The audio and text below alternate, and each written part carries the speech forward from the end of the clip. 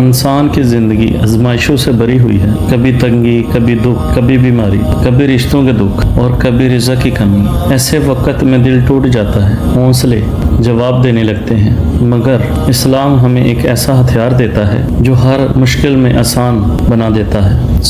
صبر صرف چپ رہنے کا نام نہیں، بلکہ اللہ پر مکمل بھروسہ اور یقین، ثابت قدم رہنے کا نام ہے۔ صبر کیا ہے؟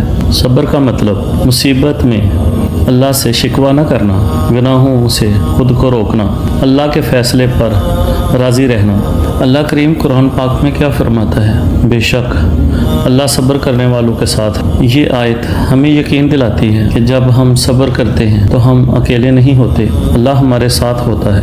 اللہ کریم قرآن میں فرماتا ہے، صبر کرنے والوں کو ان کا اجر بے حساب دیا جائے گا۔ دنیا میں شاید صبر مشکل لگے، مگر آخرت میں اس کا بدلہ صبر سے بھی بڑھ کے ہوگا۔ اللہ قرآن میں ارشاد فرماتا ہے، ہم تمہیں ضرور آزمائیں گے اور صبر کرنے والوں کو خوشخبری دے دو۔